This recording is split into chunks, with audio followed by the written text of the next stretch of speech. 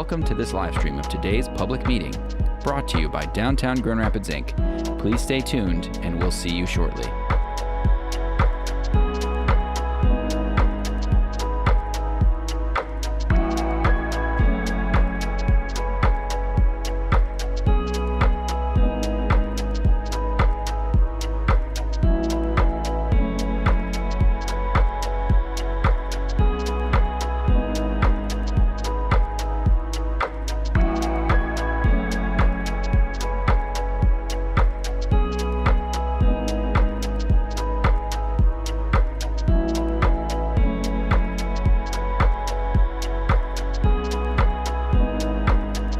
Hello, and welcome to this live stream of today's public meeting, brought to you by Downtown Grand Rapids, Inc. Please stay tuned, and we'll see you shortly.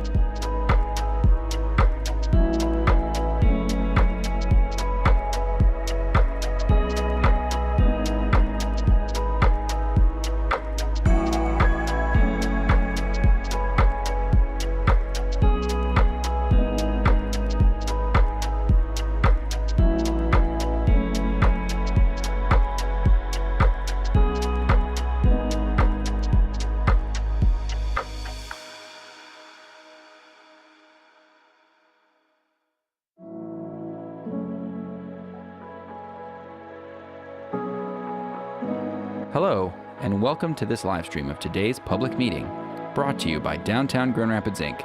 Please stay tuned, and we'll see you shortly.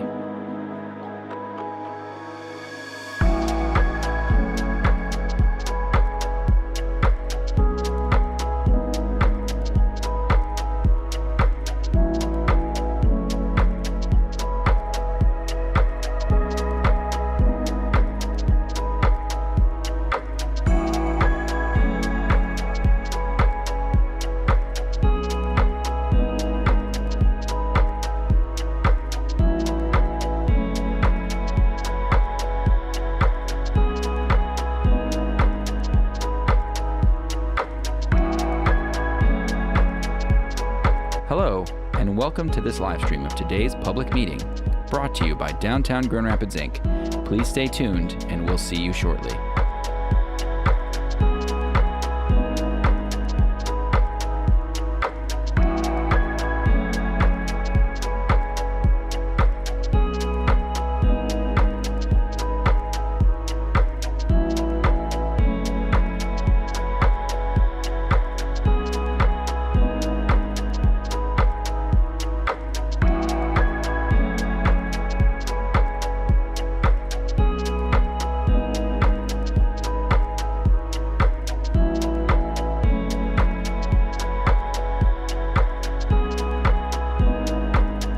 Hello, and welcome to this live stream of today's public meeting, brought to you by Downtown Grand Rapids, Inc.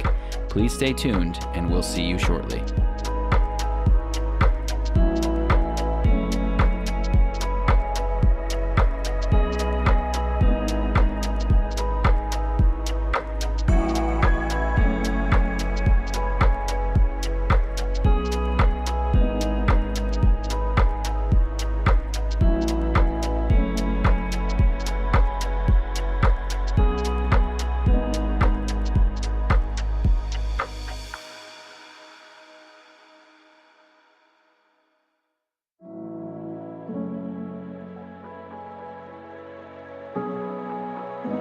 Hello, and welcome to this live stream of today's public meeting, brought to you by Downtown Grand Rapids, Inc. Please stay tuned, and we'll see you shortly.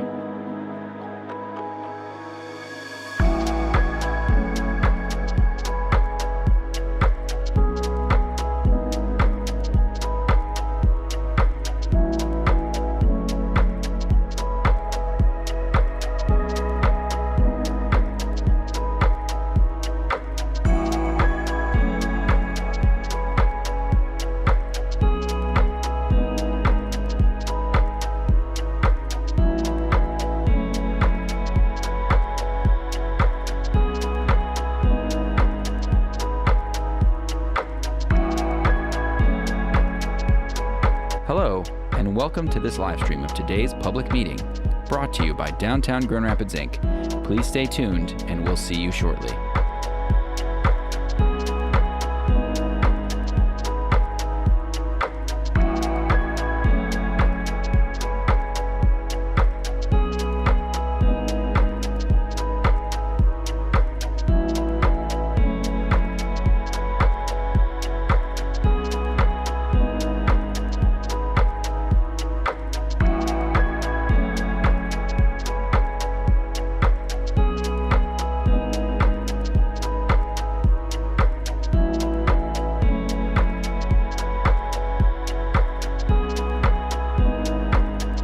Hello, and welcome to this live stream of today's public meeting, brought to you by Downtown Grand Rapids, Inc. Please stay tuned, and we'll see you shortly.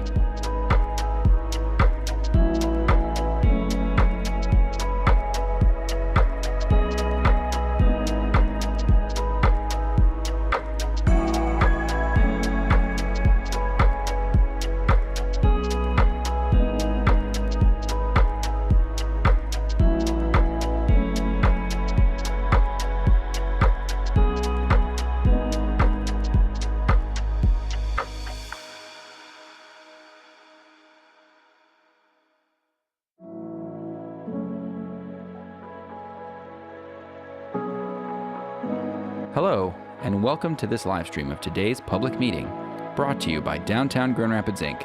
Please stay tuned, and we'll see you shortly.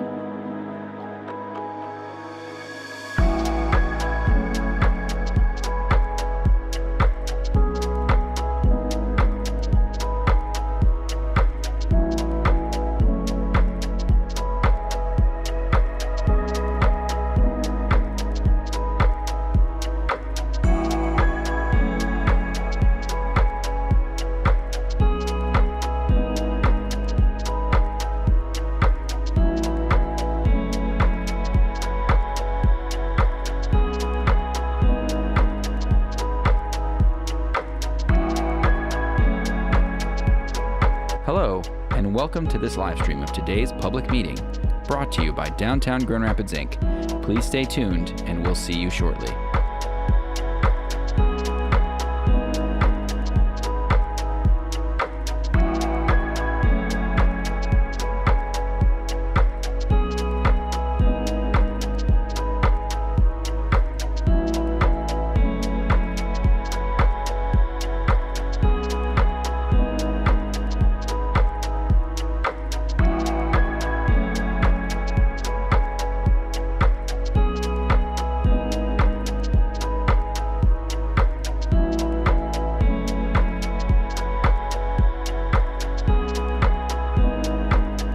Hello, and welcome to this live stream of today's public meeting, brought to you by Downtown Grand Rapids, Inc.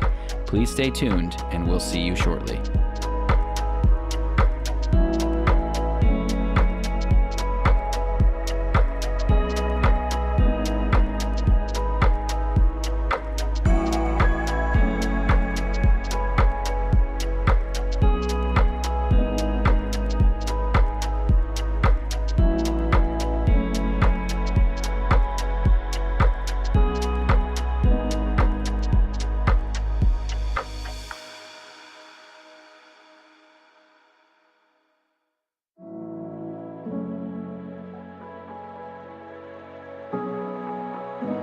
Hello, and welcome to this live stream of today's public meeting, brought to you by Downtown Grand Rapids, Inc.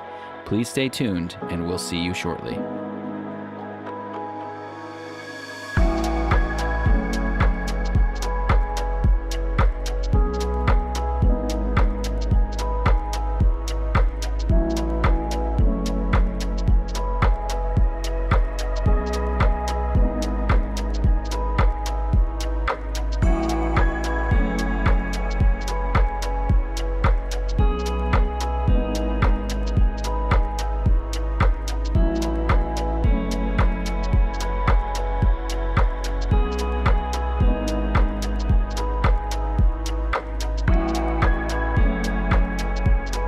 Hello, and welcome to this live stream of today's public meeting, brought to you by Downtown Grand Rapids, Inc. Please stay tuned, and we'll see you shortly.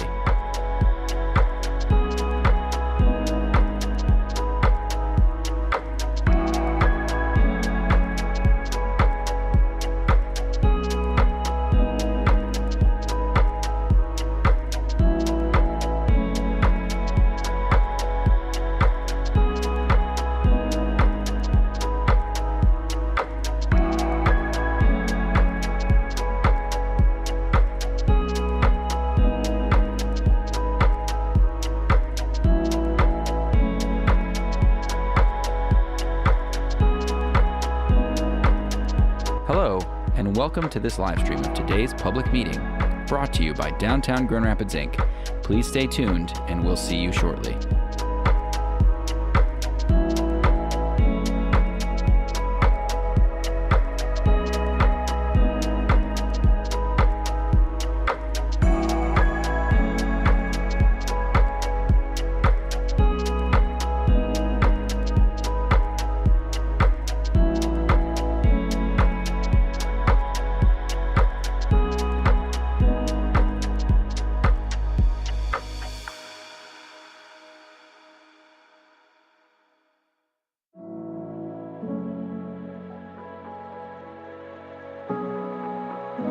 Hello, and welcome to this live stream of today's public meeting, brought to you by Downtown Grand Rapids, Inc. Please stay tuned, and we'll see you shortly.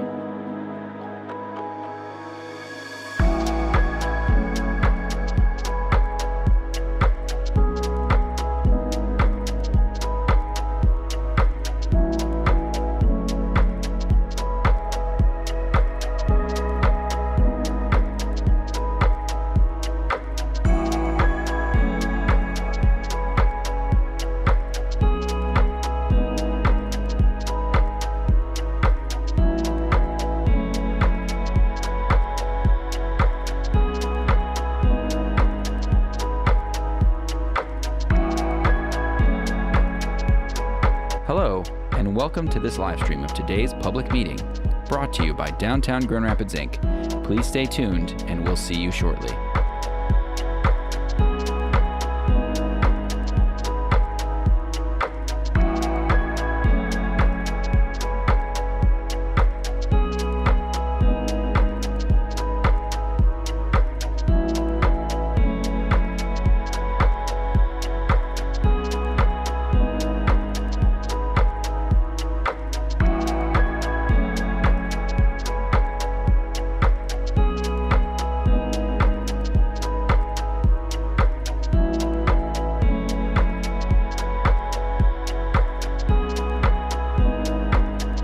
Hello, and welcome to this live stream of today's public meeting, brought to you by Downtown Grand Rapids, Inc.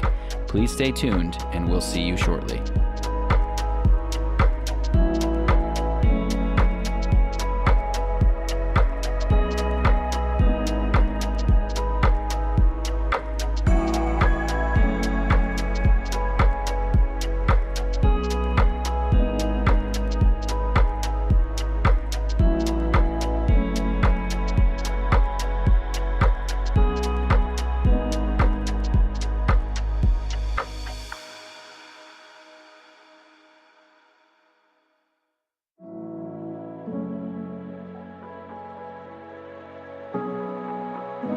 Hello, and welcome to this live stream of today's public meeting, brought to you by Downtown Grand Rapids, Inc.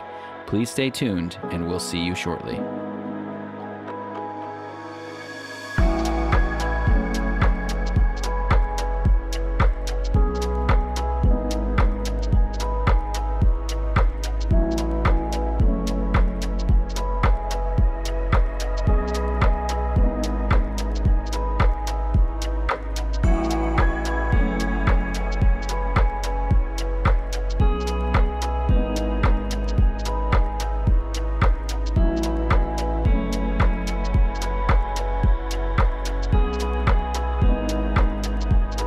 All right, I'd like to bring to order this Downtown Development Authority meeting on Tuesday, Hello, April and welcome to 15th this at live stream of today's 9, public meeting, what are we? brought to you by Downtown 9:08. First order of business, our approval of the March 12th, 2025 minutes. They were in our packets, okay? Support? All right, any comments or questions? All right, all in favor say aye. Aye. Any opposed? All right, motion carries. Next, we have the March 31 financial statements. Good morning, Ms. Chapman. How are you?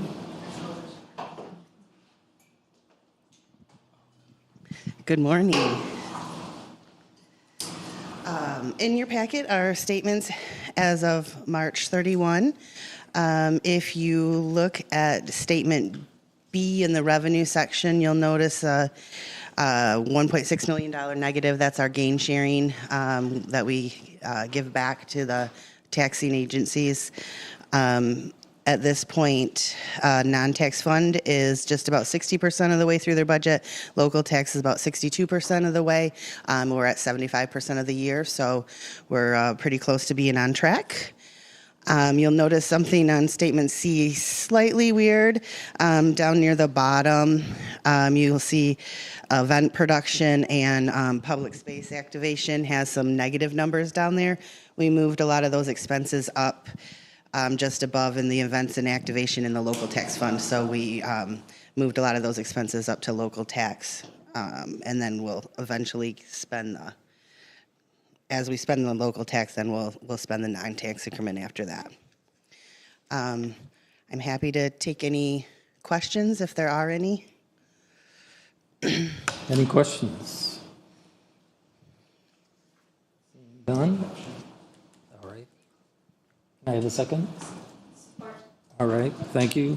Any questions or comments? All in favor, say aye. Aye. Any opposed? All right, motion carries. Next, we have retail incubator support. Good morning. Good morning and happy tax day to everyone who Oh, celebrates, that's right. and good luck to those who don't.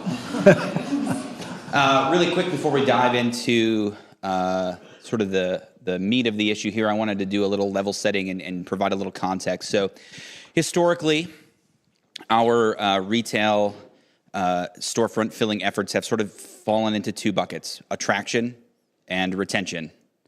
So on the attraction side, back in 2018, we established the Retail Innovation Grant with the goals to attract new businesses, diversify a downtown retail mix, and reduce barriers for small business owners, as well as obviously fill ground floor retail space. To do that, we've supported new retail businesses by covering up to 50% of their rent for 18 months. On the retention side, about 2 years ago, we established a few new grants with some goals to help small businesses drive foot traffic, ideally leading to increased sales, and then increase and encourage cross-business collaboration. To do that, we established both the Collaborative Marketing and Pop-Up Marketplaces sponsorship grants, really to empower businesses to start planning and executing their own events to drive foot traffic beyond the events that sort of happen in downtown. Additionally, we sort of folded in the seasonal window activation grant that we had done and made a very conscious effort to partner that with World of Winners marketing efforts so that businesses who participate in the seasonal storefront activation grant benefit from the massive marketing that we do for World of Winter. All of these have been incredibly successful, and we look forward to continuing these grants sort of in the future. So one of the questions that I have actually been thinking about for a long time and sort of ideally came up at the last DDA meeting is, what is the next evolution of DGRI support for small businesses and overall retailers in downtown? And that's a great question. And again, one I've been thinking about for a long time. And for me, it's time to start thinking about a third bucket of activity, which is really cultivation of businesses. Beyond finding businesses and beyond trying to keep businesses, we have a huge sort of small business micro-entrepreneur network between the arts and makers in and around the city. And I think it's time we really tap into that and start working to cultivate our businesses. Ideally, we should be intentionally filling downtown retail gaps by identifying, supporting, and training undercapitalized micro-entrepreneurs who are navigating the journey to become storefront business owners, because it's complex, right? Just because I can make a cake or do this one skill, becoming a storefront and small business owner is a whole different set of skills that is sometimes very challenging for businesses, potential businesses to sort of overcome. So I want to highlight that this is not being done sort of in a silo. So what I call the NASCAR slide here, which is all of the folks that we have already engaged and who have voiced public support for us starting this program. We haven't ironed out exactly what that support will look like from each of these organizations. And I'm not going to go through what each of these organizations are going to do for this program, but I do want to highlight a couple things. So the Arts Marketplace is our primary partner in this. They're providing or intend to provide space for the micro-entrepreneurs to actually establish a place to sell their goods. They'll also provide staffing to staff that space, much like they're already doing for their vendors. And they'll additionally provide staff and other supports to help with coaching and reporting and meeting with sort of the micro-entrepreneurs.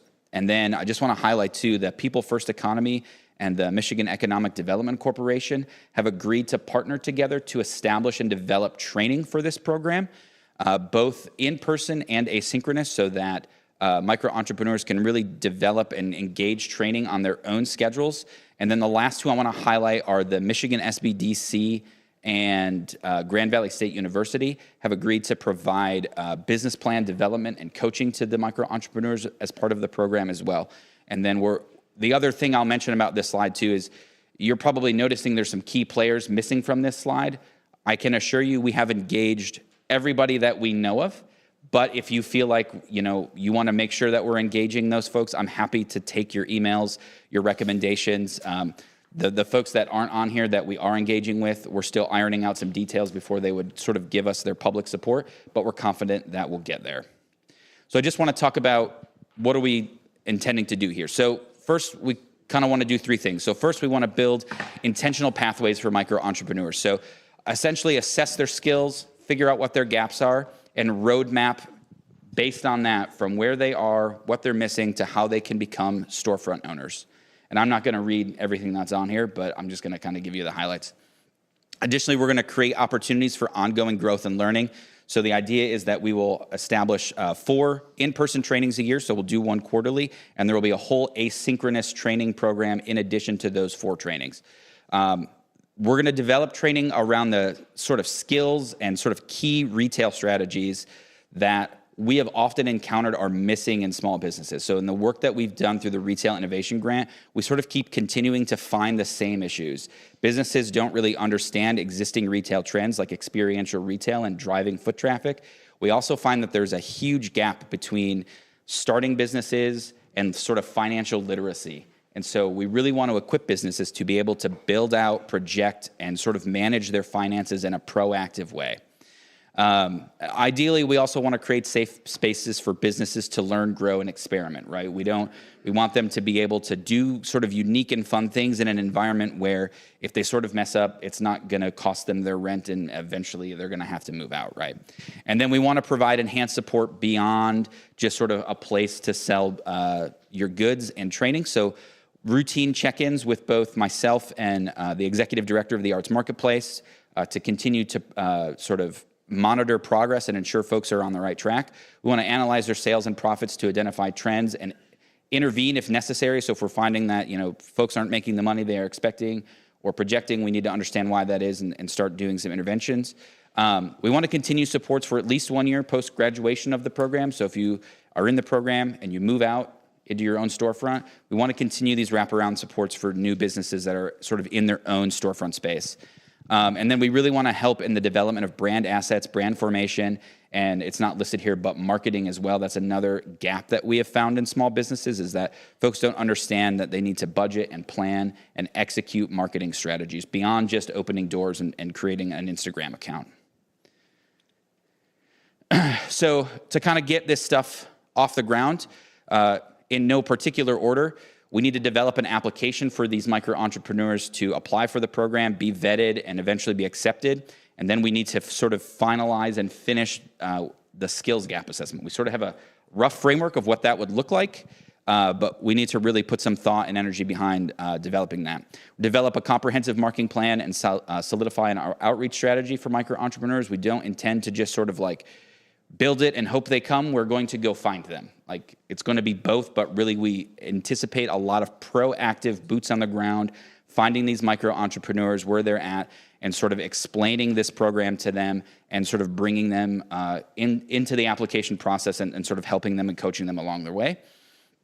Again, that's the recruitment piece. Working, like I'd mentioned before, with People First Economy and MEDC to really develop and hone the training.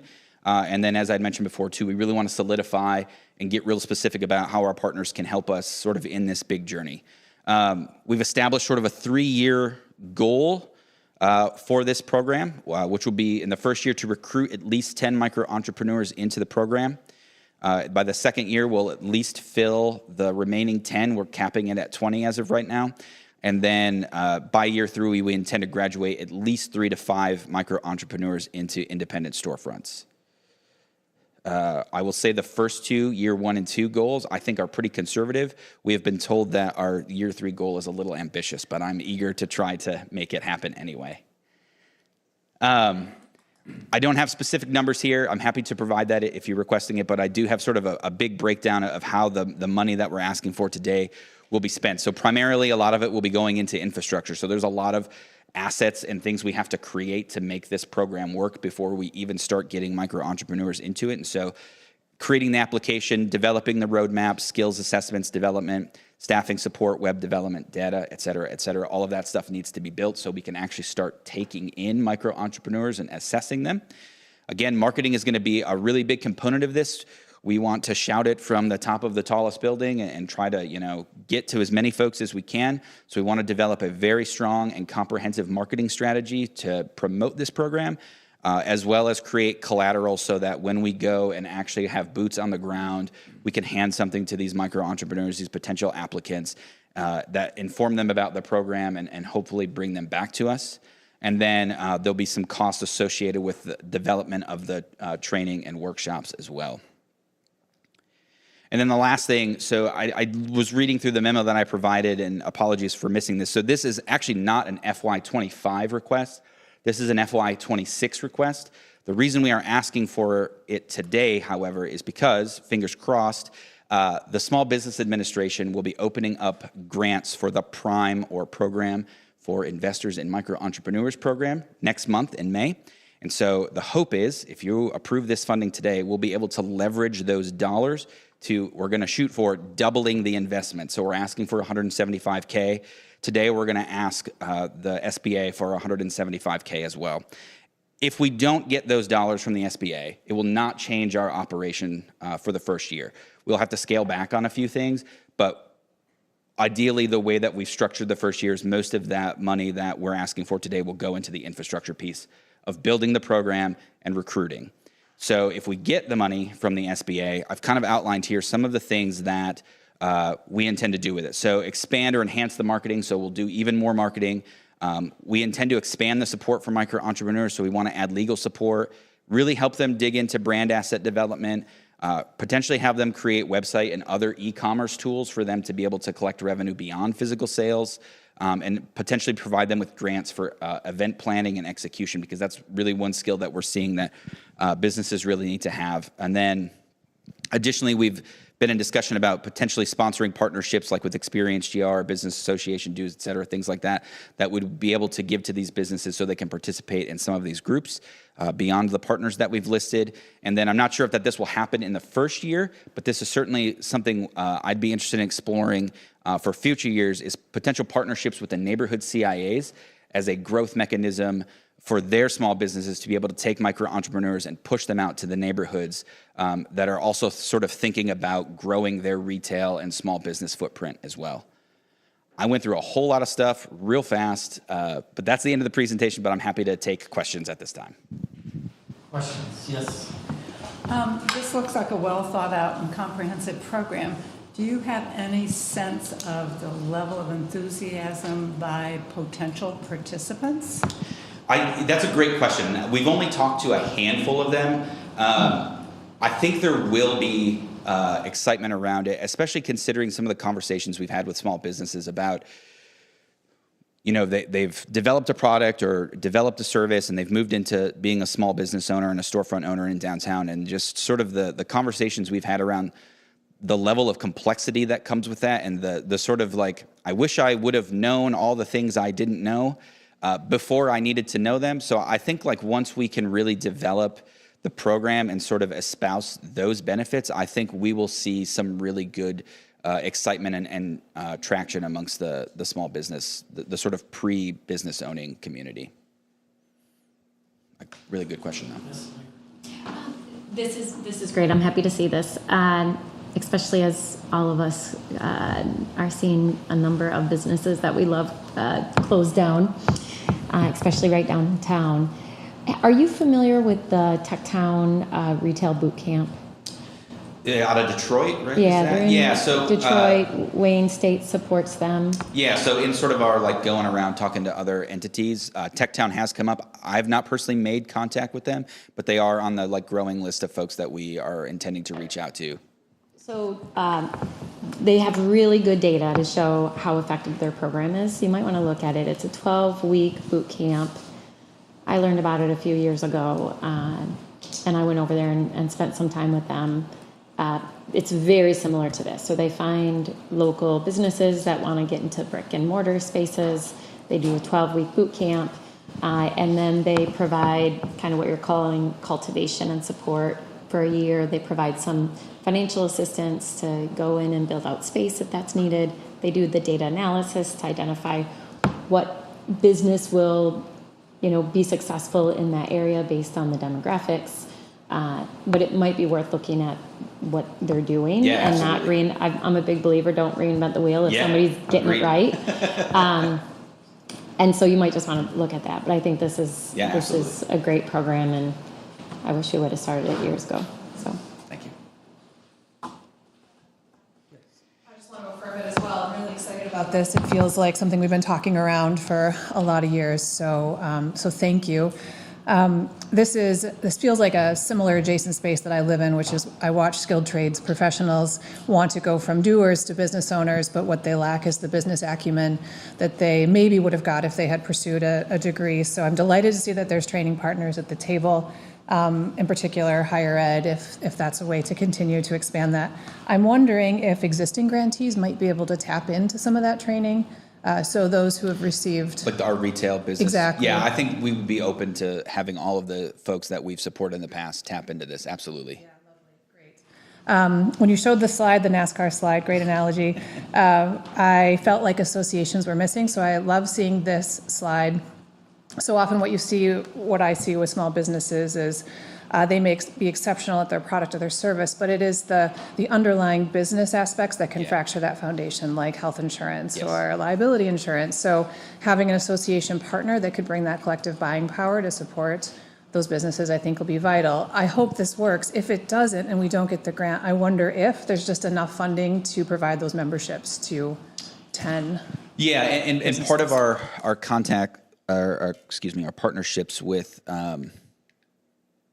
some of these folks, again, not a lot of it's solidified, but I'll pick on Stark Garden for a moment in that they offer sort of a membership to sort of emerging businesses that allow them to access their office space. And so that's an example of we're in conversation with them about how do we get that access to all of the micro entrepreneurs in the program. And so we're looking at, sort of like a cost analysis about how much they would be able to give us for a certain set amount. And so we would pay them that amount out of this funding, and that would allow all of the micro entrepreneurs basically to have their own sort of co-working office space that they would be able to tap into. Thank you. So we are thinking about that, and I think that's been our conversation with the chamber too. I was out of town when that conversation happened, so I'm not super privy to all the details, but I believe that's a conversation too, is how do we get these micro entrepreneurs in at some sort of chamber membership level so they can have access to that broader network too. So question, since this is a ask for the 26 fiscal year, does that mean the program can't start till July? Yeah, so we intend to take the time between now and then to really start honing in. Some of this work will be able to be done without having to necessarily pay for it, like the web development. Those things don't really have to be paid for until it's finished. So we'll start some of that work now. We'll begin developing collateral stuff now. And then hopefully the bills won't come due before July 1, and then we'll start cutting checks then. So to sort of answer your question, we won't be recruiting probably until after July because we have a lot of stuff to stand up before then. But we'll be getting that work as soon as we can. Okay. And then how does this relate to Richard App and his work? Yeah, that's a good question. I think Rich is a good point person. He seems to always be sort of one of the first contacts for businesses looking to come in to downtown. And so whether they are looking for retail innovation grants or potentially be micro entrepreneurs that might benefit from this program, I see him as an absolute pipeline to getting folks for this program or our other grant programs as he's already doing. Other questions?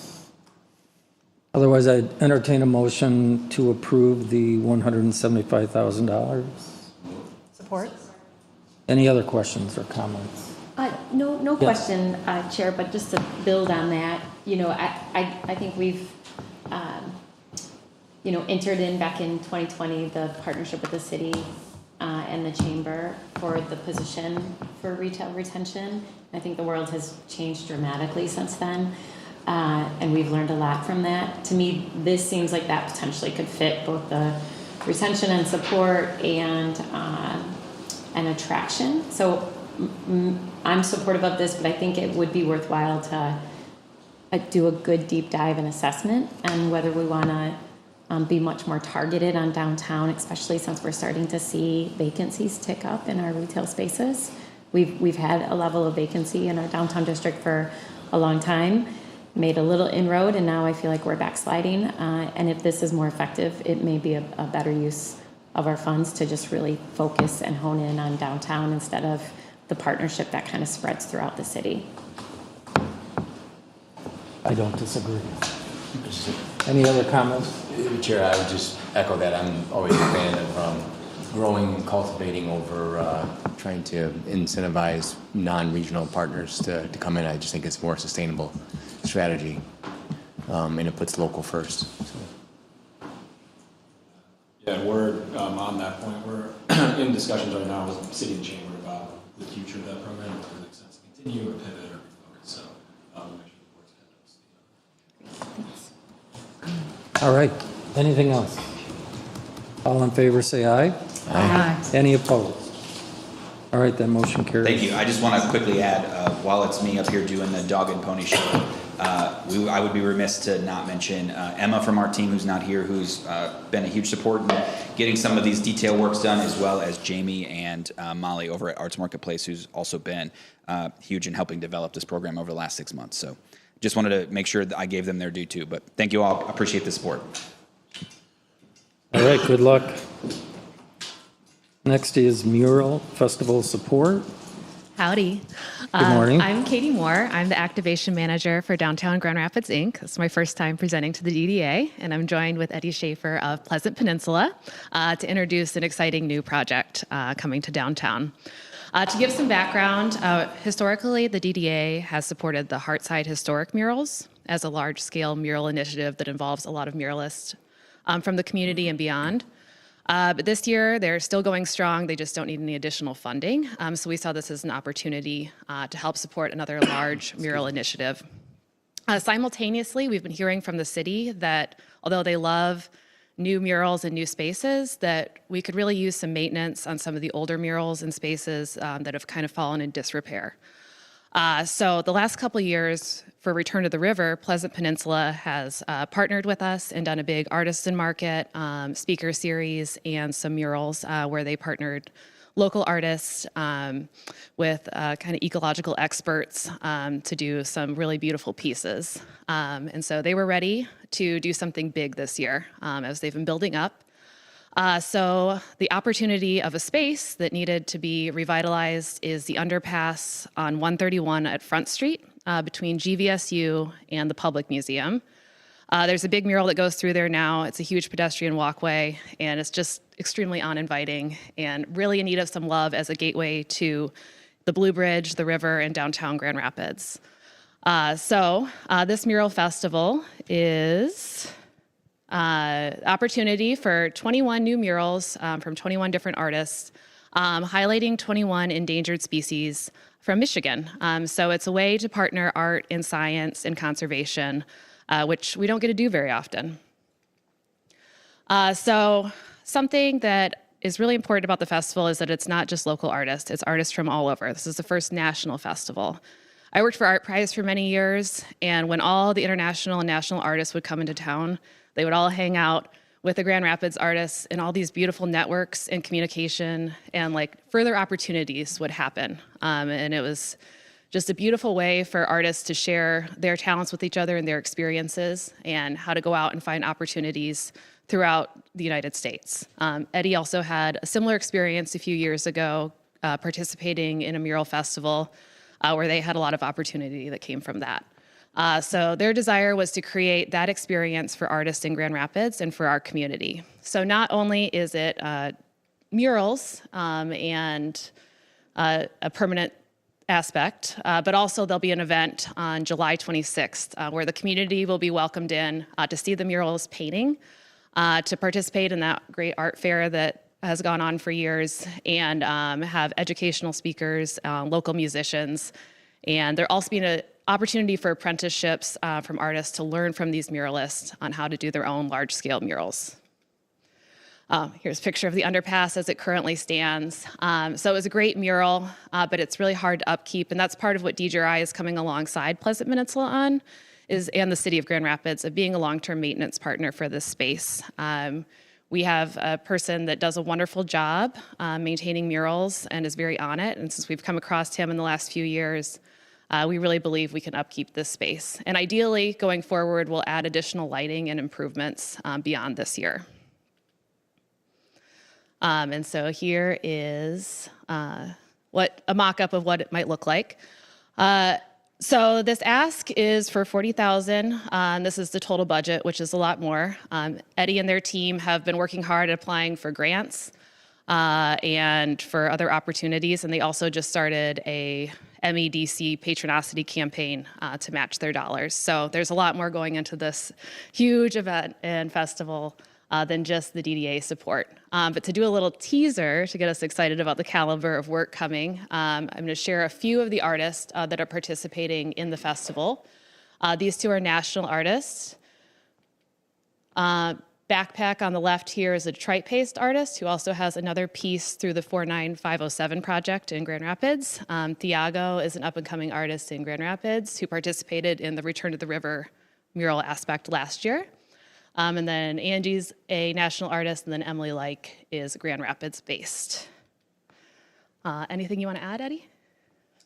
I guess I'll just bounce off Katie's point of the reason that we're doing both national and regional and local artists all together, as opposed to just focusing on Grand Rapids artists, as we often have done with the Heartside Project.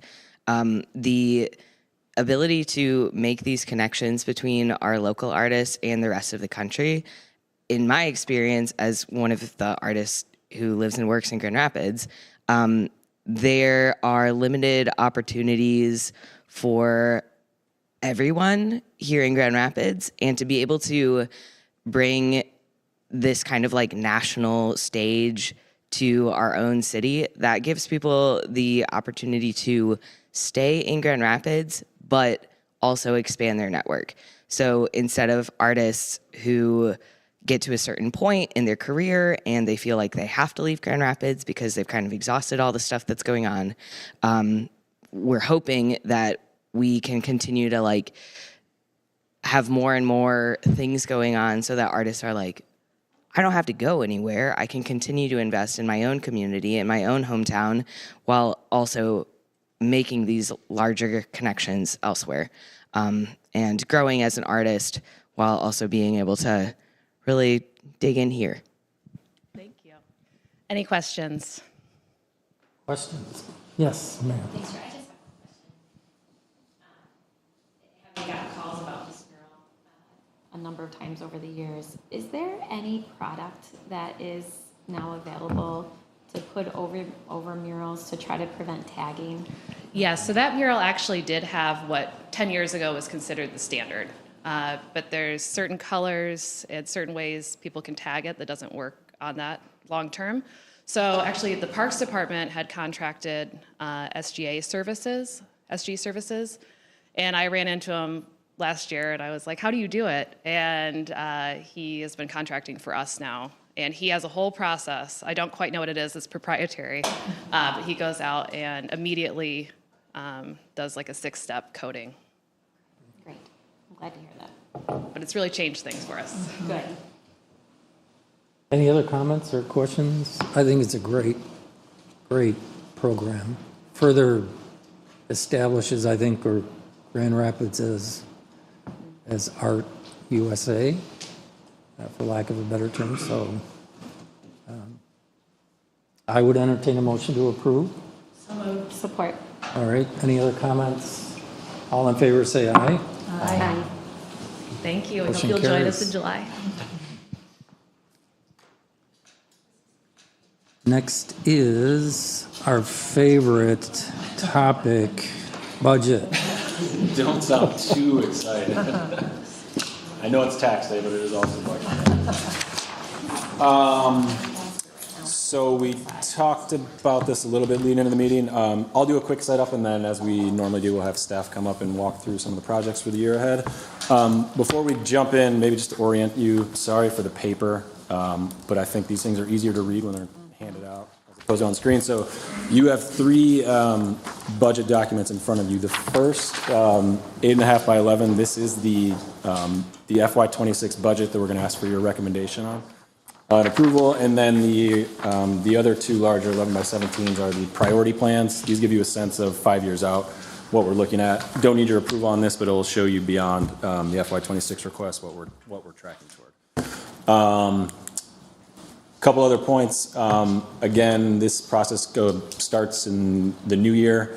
This isn't quite the last stop for the budget work, so we'll go after today. We go to the City Commission in May. That's date is still TBD, and then it will come back to you for adoption either in May or June. So you will see it again at some point this year.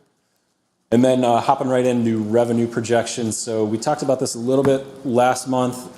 We, in the past 5 years, have averaged about 12% growth annually. For budgeting purposes, we don't want to be quite that aggressive, so we're proposing a 3% projection in the local tax increment for FY26, amounting to a little over 11.4 million.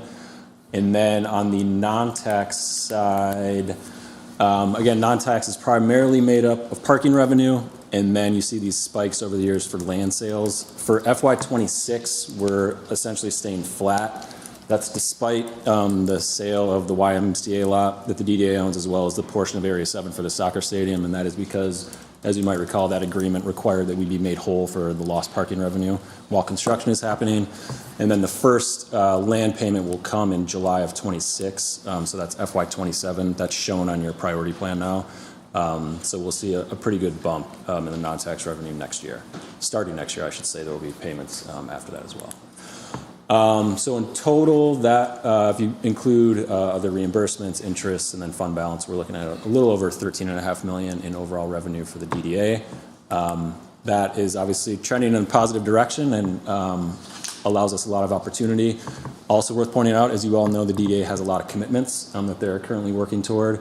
Not the least of which are these agreements for gain sharing, our local development support reimbursements. Those are for tax increment reimbursements for development projects. And then our debt service obligations, which now include the Acrisure Amphitheater as well as Lion Square. So that all amounts to a little over 5 million. And then you add on the GR Forward projects that we're continuing to push forward, and this shows you a breakdown by goal. You can see that we are indeed putting the money and resources to good use. There's a lot going on. Speaking of GR Forward, did want to point out, included in your non-tax budget, is funding allocated to help do a refresh to that plan. I think we're all familiar with that. In December of this year, it will be 10 years since that plan was adopted, which is hard to believe. But as a 10-year plan, and given that a lot of the work that DGRI was identified as the lead on is done, we think now's a good time to start to refresh that. So you will start to see scope of work on that come forward by the end of this calendar year. And then last thing I wanted to point out, then I'll turn it over to Andy. Historically, the DDA has been sort of the shoulder and muscle behind a lot of the work that happens in downtown. Did also want to point out that, in particular for this year and next year, there are other DGRI partner organizations that are helping to fund a lot of these initiatives. So that includes the Monroe North Tifa, who has a pretty significant share of funding for Canal Street Park. Obviously, the Downtown Improvement District, which helps to fund our ambassador program. And then for this year and next, DGRI, the 501c3 nonprofit, is continuing to spend the ARPA grant that came in. And so for this year alone, we're trending toward about $24 million through DGRI. That'll continue into next year. That's to help build up the Greenway, both in downtown and outside. But did just want to highlight that again, nothing that we do here happens alone. And we have partners both externally and internally that are helping to push these GR Forward initiatives. So with that, I will let staff get to the good stuff and give you an overview of the projects that are happening, and then I'm happy to take any questions. Andy, all yours. Hey, good morning, everybody. Goal 1, you'll see in the materials in front of you about a $1 million line item, at least on the tax increment side of things. Our goal with this presentation is to quickly not just we'll highlight some of those budget recommendations, but also talk a little bit how it's fitting into the bigger picture that's happening in the Greenway corridor and the larger spend that Tim mentioned through the Greenway. Just a reminder, Goal 1, restoring the river as the draw and create a connected river corridor to near neighborhoods and adjacent communities. But also just wanted to highlight a couple of key sub-recommendations in that around reinforcing the GR Whitewater Initiative, a lot of the edge improvements, and then establishing GR as the hub in the regional trail system. Really, a lot of our budget recommendations continue to organize around those two critical areas. I won't spend a lot of time on this. You're all generally familiar with the big strategic initiative that we're working in partnership with a number of folks right now to complete, which is a backbone trail connection all the way across Kent and Ottawa County, essentially connecting by non-motorized trail Lowell to Lake Michigan. Ottawa County's been and remains busy doing the work. We are very much focused in Kent County and a number of projects that are underway right now and will be ramping up in construction. To the county level of things, I really want to highlight, this is the White Pine Trail coming up. The county will be doing quite a bit of work from the White Pine over to Ada in the next couple of years to fill this dotted line gap connection over that way. And just a little bit of highlight of that work. This is the intersection of 7 Mile and Northland Drive. Pretty dangerous connection for non-motorized movers. County is right now designing and will soon put out to bid a tunnel under Northland Drive. This is not, this was some inspiration from another community about what it could look like, but certainly from kind of how that is looking now, quite a significant greening to that intersection, and then a much safer passage for folks along the trail. They'll also be working on Knapp Street Bridge to get a non-motorized bridge across this crossing on the Grand River. It'll run in parallel to Knapp Street Bridge and be designed in a way that accommodates potential future expansion of that street as well. Right now, that project is going out to bid here pretty quickly. And then the county doing a lot of work, just road, street and road adjacent trail segments, down Cannonsburg, Rogue River Drive, trying to connect to Pettus, and then into a lot of the good work that Ada is doing in their township. Obviously, no DDA dollars in that. There is Greenway money and a few other pots of money, but all important connections to that broader goal that was expressed in GR Forward. And then in downtown, you all know very well, we've been focused, intently focused, on Leonard to Ann connection, the big gap to the north, and Fulton to Wealthy, considerable gap to the south. Leonard to Ann, been working through a number of real estate issues through here, but we believe we've got those all solved. This was a picture of sort of that old railroad corridor that will become a trail, construction starting later this year on the first phase of this, and then the next year on the second phase.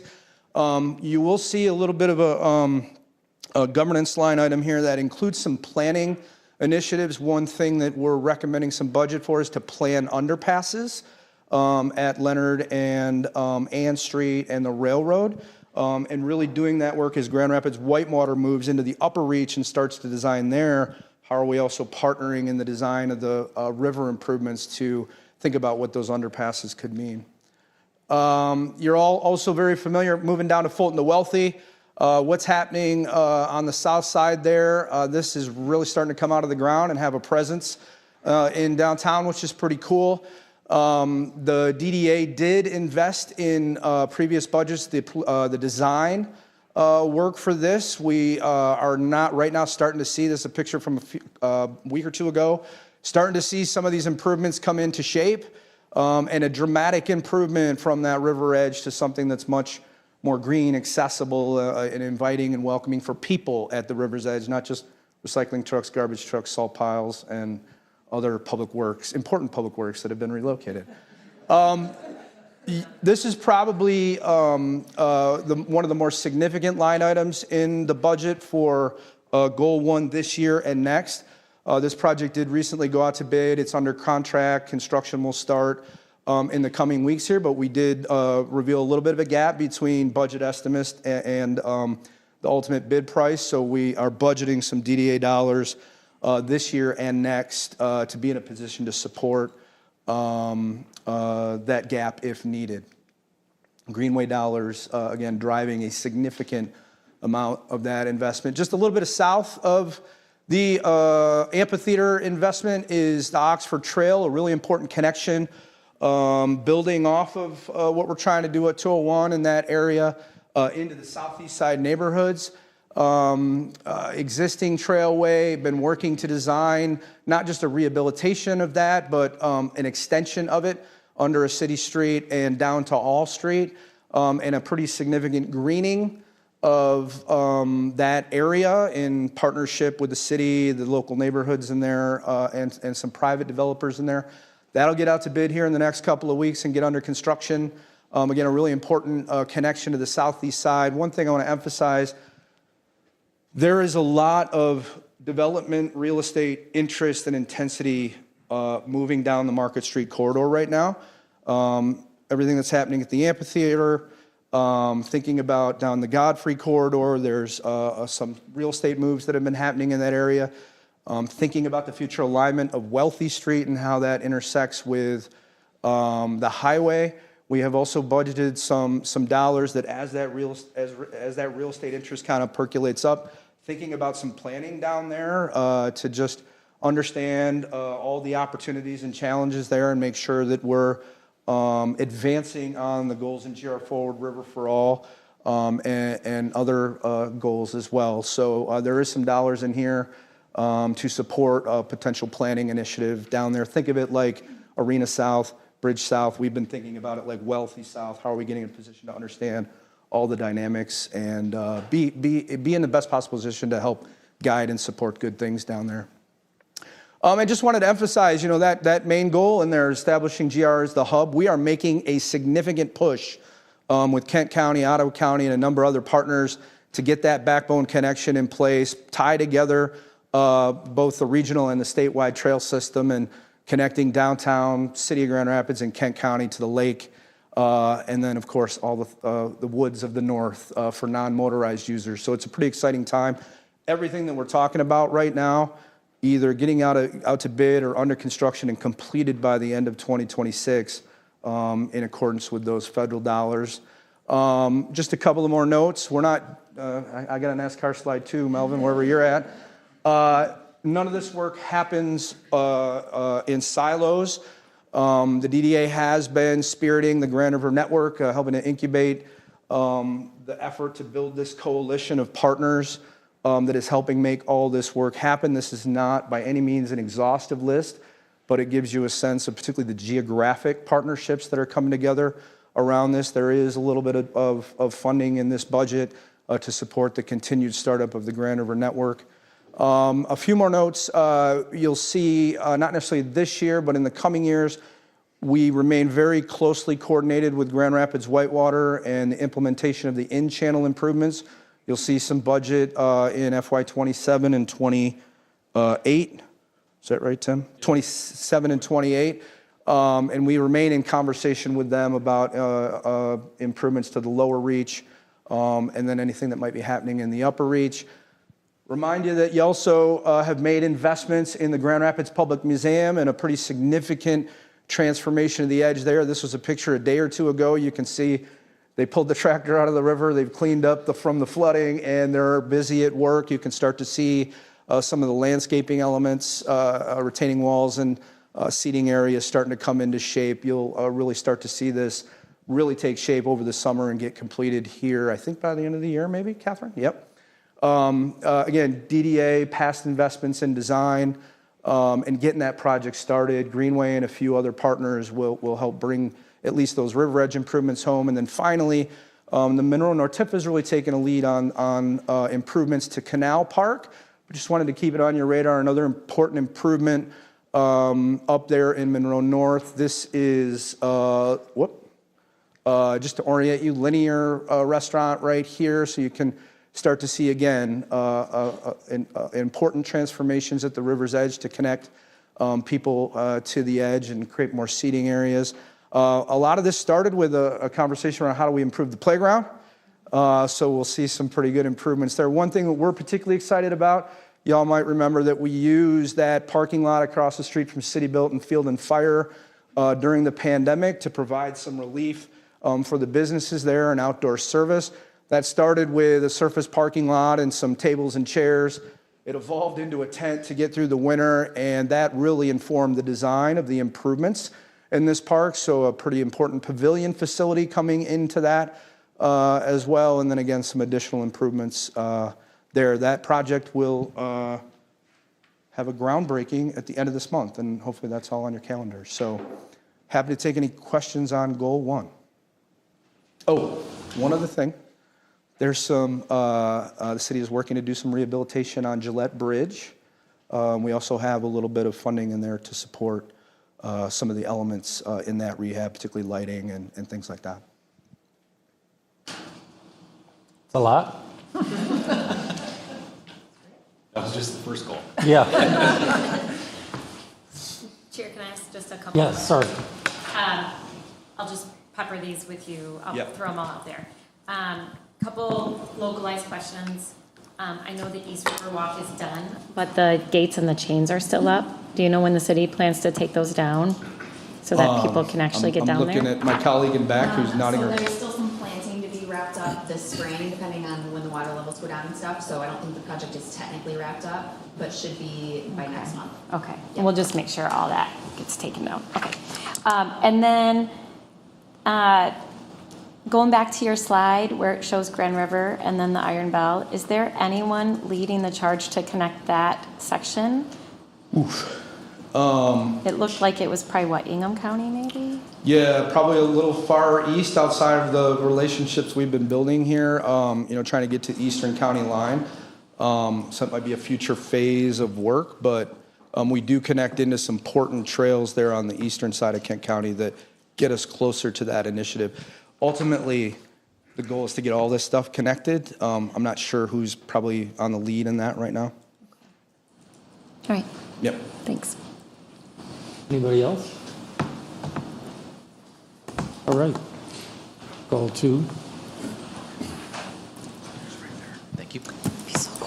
Hello again, everybody. North. There we go. So just one slide for goal 2. Sort of a continuation of Goal 2 operations as we have known them. So continuing to do community engagement, both in Hartside and throughout all the downtown neighborhood with all of the residents. A couple years ago, started the Neighborhood Perks program, which is really a collaboration with the downtown businesses, offering discounts and opportunities to the residents. Picked up that work. Going to continue working with the DNN subcommittee that is in charge of that. To keep that program growing and hopefully find ways to expand it and really make it a value add to the residents in downtown. Mentioned the Hartside Quality of Life already. We're going to continue funding the Hartside Gleaners program, which, if you're unfamiliar, is providing fresh food access to low-income housed neighbors. Really all neighbors, but the idea is to hit the low-income housing in Hartside. Working with them right now to expand that program, or at least look at expanding that program through the winter as well. Right now, it really only runs through sort of late spring through the end of fall, but we're hoping to sort of bridge the winter gap as well. And then funding for the community garden comes out of here as well. And I've just got a couple of notes about this I want to share too. So thanks to Lauren who provided these. So the downtown community garden has 55 raised bed plots. Its goal is to increase fresh food access to downtown neighbors, prioritizes folks living in multi-unit homes, and all of the plots are filled for this growing season. The Goal 2 funds in this project really are to fund the Jade Rabbit Partnership, which provides education and facilitation of those workshops. So 10 garden-related workshops and gatherings that are free and open to the public. First workshop is happening tonight, spring foraging. So if you want to come learn how to forage, come on down. And then weekly garden parties to all the gardeners, as well as a monthly garden newsletter. And then all gardeners received 12 seedlings that they could plant in their garden and grow from. That is a very quick overview of Goal 2. I'm happy to answer any questions about that. Questions? All right. Thank you. Thank you. Goal 3.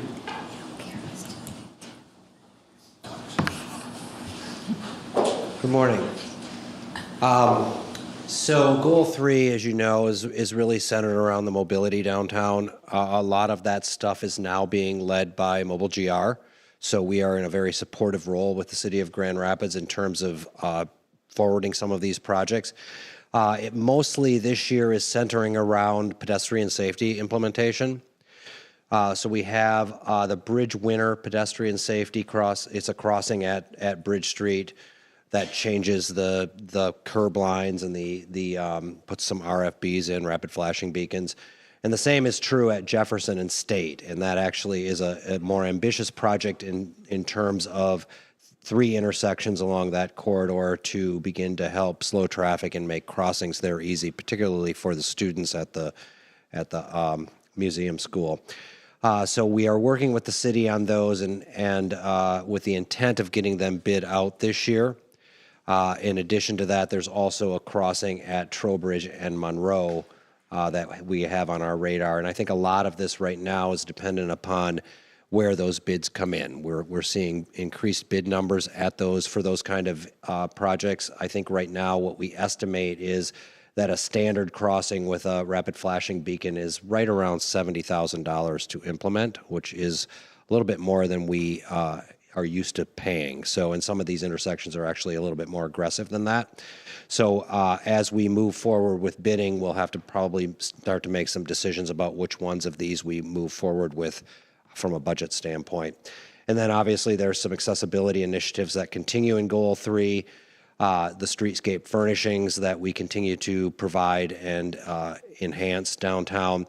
And then a big one is actually the dash support that we continue to do within the goal. And then finally, the wayfinding implementation. And I think we're in the final phase of that implementation this year. So we will see the finalization of that project downtown at the end of this year. Any questions with Goal 3? Cam? Dash support drops off after next year? So this is the last year of the contract we have, so we're in a discussion right now with GR and other partners about where it will be, so it may not be gone forever. I don't know, it will not be gone forever. What our participation level will be is still TBD. Thank you. Yep. Question not about the state projects that you listed there, but under this goal, have there been active conversations recently around pursuing the DDA boundaries as an autonomous vehicle zone? And what would be the barriers to that? Or is that, I mean, there was some conversations pre-COVID. We had a trial case here with, is that conversation gone? We decided it's not something to pursue, or just curious what the status of that. Mark, feel free to jump in, but there was the pilot that ran, and I'm forgetting the name. May Mobility. Yes, May Mobility ran in early 2020, 2021. I think by all accounts it was successful. They just didn't have the funding to continue. I'm not aware of other conversations happening at the moment, but that doesn't mean there aren't some going on. I just think it's worth having an intentional conversation if it would add to the network and the mosaic of mobility options. I've seen it at play in the 3 cities that have active projects, and it's quite a remarkable improvement in the quality of life there. I think it's probably something that we can continue to have a conversation about with our partners at the city. Chair, one other question I have about Goal 3. Is there any traction in moving forward this year, a conversation or even a plan to make Ionia and Ottawa two-way? I know Mayor LeGrand has said that that's a priority. We've also talked about Lion and Fountain. Is that going to continue to be a priority for us this year? Yes, so the Division Ionia stuff resides in Goal 5, not Goal 3, because it's part of the Hill and River Network, so we'll touch on that when we do the Goal 5 stuff. As far as the one-way studies, I think that Mobile GR is leading those. I'm not sure, honestly, where they are, but I think there has been some public engagement about those and some preliminary design. And I think that probably happened about a year ago, maybe 18 months. It's been Yeah, I can a long time. report that with Mayor LeGrand on the Mobile GR Commission, it is becoming a top priority. Oh, good. Yes. Thank you. So Chair we of are- Mobile GR. Yes, we are both very interested in moving this to the top of the list. Okay, thank you. Good to hear.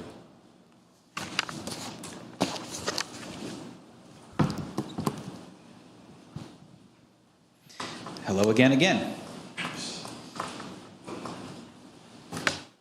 Oh, there we go.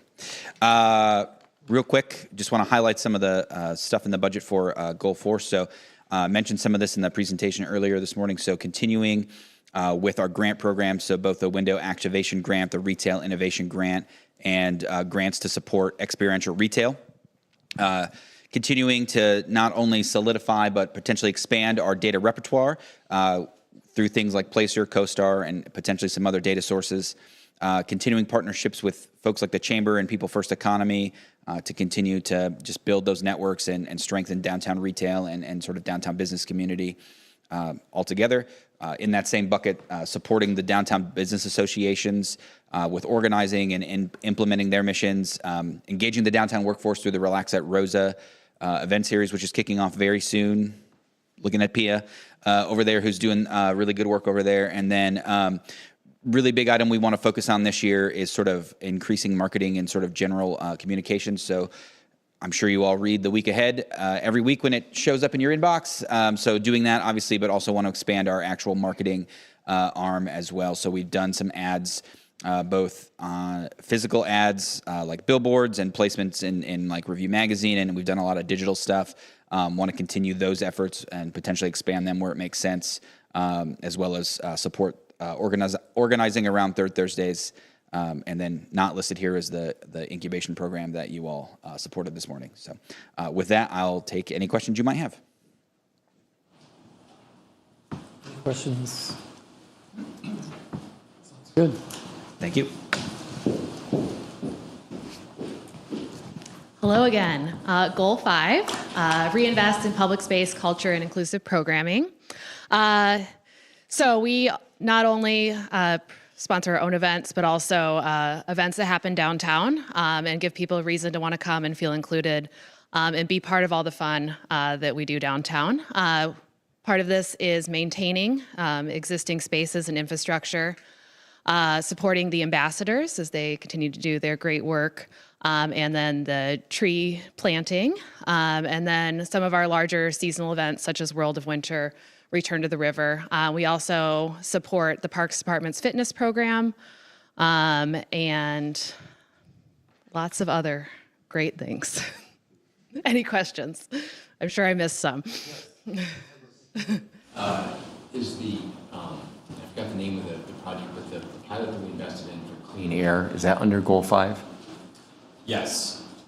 Are we? Remind me the name. Just Air? Just Air, yes. Yes, our contribution to that. Is that an active project?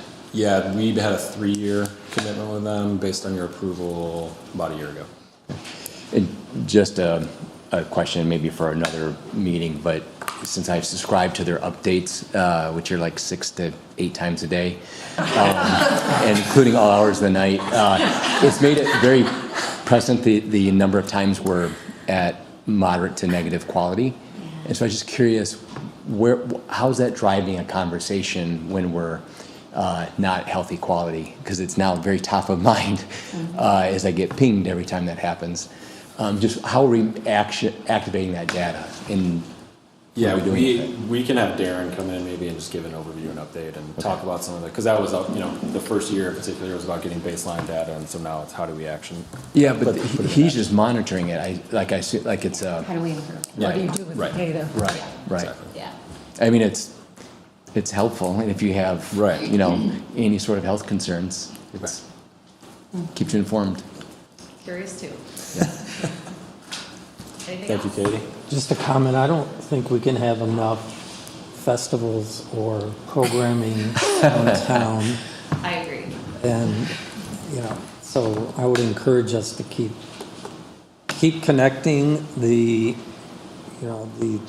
programming whether it's World of Winter into spring to summer events to Art Prize to, I think this is our best chance at getting, preventing and encouraging retail to be downtown.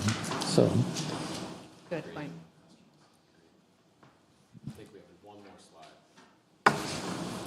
Yeah, goal 5 is so encompassing that it takes 2 staff people to get through it. This is really the other half of the goal that goes more towards the building and construction of some of these public spaces. So these are really the ones that we're focused on today and moving forward with the plan next year. So as you know, Calder Plaza reconstruction and enhancements is happening. It's intended to, we plan to have it reconstruction start in May of 26. So working through a lot of planning on that right now. What you see here is the 2017 master plan that was done. We're still honoring a lot of stuff that's going on in there, but also working through balancing that with events and making sure that we maintain a large event space there, which has been a priority of many of our stakeholders that we've talked to. So as this evolves, we do plan to come back to the DDA and unveil some of those designs as they get more finalized in terms of some of the process.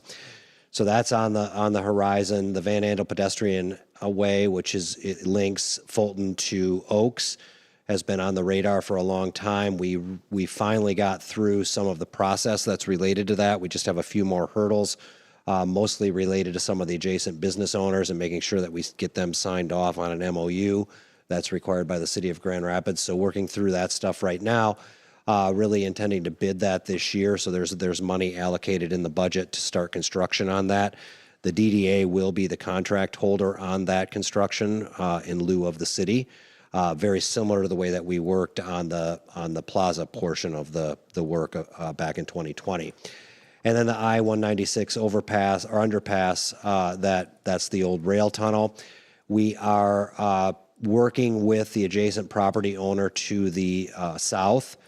We have to get an easement or some understanding with them before MDOT will entertain any more work on this project. So we are in conversations with them and sort of trying to navigate some of their concerns with access and how that connects.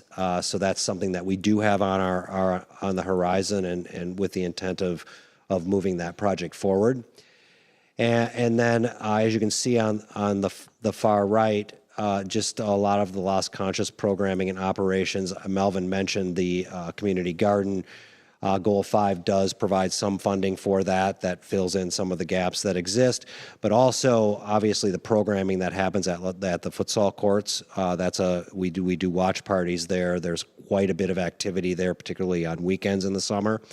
And then this year we're expanding our farmers market on that site as well. It's going to be Wednesday nights starting around 4 o'clock, and we have about 30 plus vendors very interested in that time slot.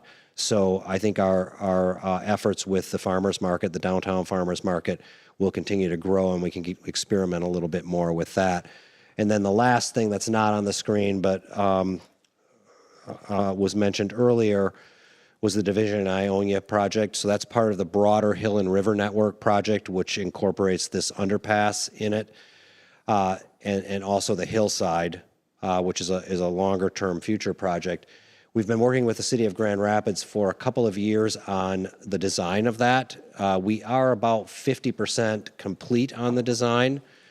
We know that it works geometrically, it works from the design standpoint. The project was on hold for a little bit as things were sorted out with the Michigan Department of Transportation, and I think we've moved forward quite a bit in the last few days on that.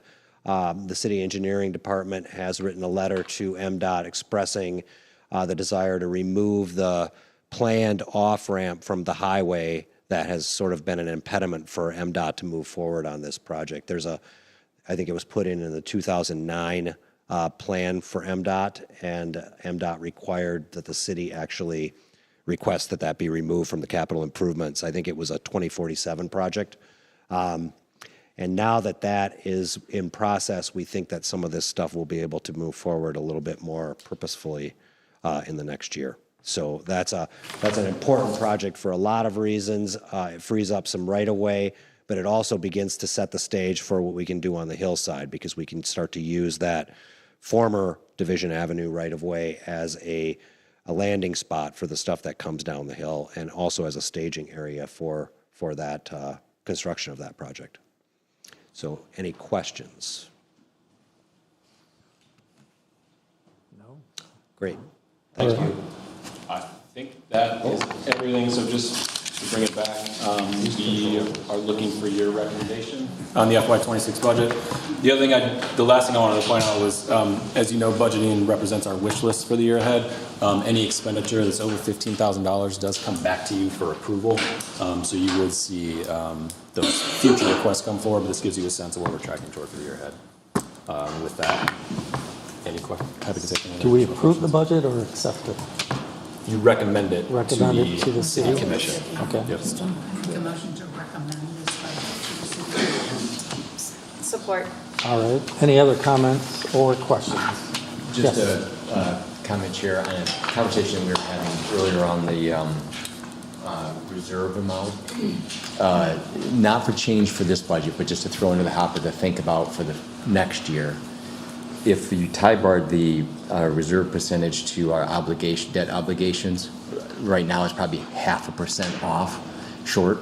But just as a policy, it might make sense, and the creditors would always be happy. But not to change for this budget, but just maybe we should weigh over the next year the unintended consequences of that. Could it, inadvertently? So we spoke briefly, but Tim said he would come back with a recommendation when we formally approve this budget for the board to consider moving forward. Okay. And then we can track. That's a good idea. Yeah, that's Okay. a great recommendation. Any other comments? All right, all in favor say aye. Aye. Any opposed? Motion carries. Mr. Kelly. Thank you. Yeah, and quick thank you to staff and everyone that did the work on that budget. That's obviously a big lift for the entire team, so just want to recognize that. Our friends from the TIFA are queuing up, so I'm going to go quickly through Executive Director report. Wanted to note soccer stadium groundbreaking is scheduled for April 22, so that is next week. So hopefully that's all on all of your calendars. I'm excited to see that work get going. Andy mentioned this earlier, but another groundbreaking scheduled for later in the month up at Canal Park. So that work will get started here very shortly. This was also referenced, but bidding in May on Oxford Trail. So a lot of work getting started here as we move into spring and summer and construction season in Michigan. And then lastly, just wanted to highlight Relax at Rosa starts May 1. So we got another great lineup set up. Team's been hard at work in putting that together, but looking forward to seeing everyone out and about starting May 1. That's all I got. All right, thank you. Any questions for Tim before we move to public comment? All right. Is there anyone in the audience that would like to speak? Now is your opportunity. Seeing none, I'll close public comment. Board discussion? Anything for the greater good? No one has anything for the greater good. Happy spring. Yes. Happy Springs. All right, we are adjourned. Thank you. Thank you, Chair.